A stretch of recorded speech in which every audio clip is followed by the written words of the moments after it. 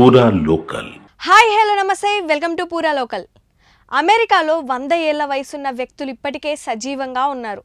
వారిలో 200 ఏళ్ల వయసు దాటిన వారు 2000 మందికి పైగా ఉన్నారట. ఇక 360 నుంచి 369 ఏళ్ల వయసున్న వ్యక్తి ఒకరున్నారు. ఈ విషయాన్ని అక్కడ సోషల్ సెక్యూరిటీ డేటా విభాగం చెప్తుంది. ఈ విషయాన్ని dose department of government efficiency బృందం ధృవీకరించింది. తాజాగా దాని యజమాని ఎలన్ మాస్క్ దీన్ని ట్విట్టర్లో వెల్లడించారు. 100 ఏళ్లు దాటిన దాదాపు 2 కోట్ల మంది ఇప్పటికీ సోషల్ సెక్యూరిటీ లబ్ధికి అర్హుల జాబితాలో ఉన్నట్లుగా పేర్కొన్నారు. వాస్తవానికి సోషల్ సెక్యూరిటీ అర్హుల జాబితా సంఖ్య అమెరికాలో ప్రస్తుత పౌరుల సంఖ్య కంటే అధికంగా ఉందని వెల్లడించారు. చరిత్రలోనే ఇది అతిపెద్ద మోసమని పేర్కొన్నారు.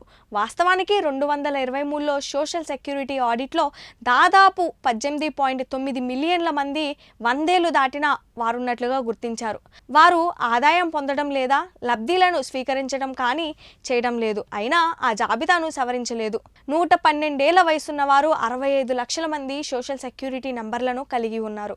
కానీ వారికి సంబంధించిన ఎటువంటి డెత్ ఇన్ఫర్మేషన్ నమోదు చేయలేదు. వీరంతా ఎలక్ట్రానిక్ డెత్ ఇన్ఫర్మేషన్ నమోదు వ్యవస్థ రాకముందే ప్రాణాలు కోల్పోయారు.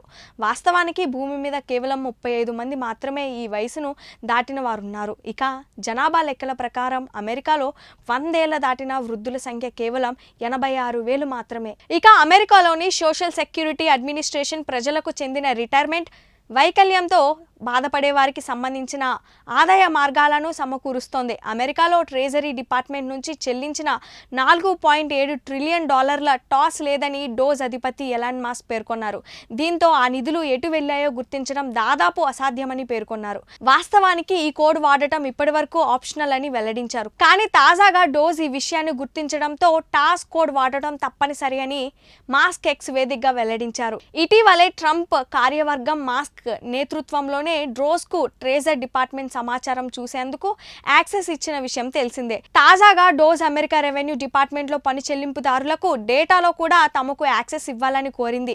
ఇది లభిస్తే మాత్రం అమెరికాలో పన్ను చెల్లింపుదారులు, బ్యాంకులు, ఇతర సున్నితమైన డేటా మొత్తం డోజ్ చేతికి వస్తుంది. ఇవి ఇప్పటివరకు అప్డేట్స్. మరిన్ని అప్డేట్స్ కోసం చూస్తూనే ఉండండి పూరా లోకల్.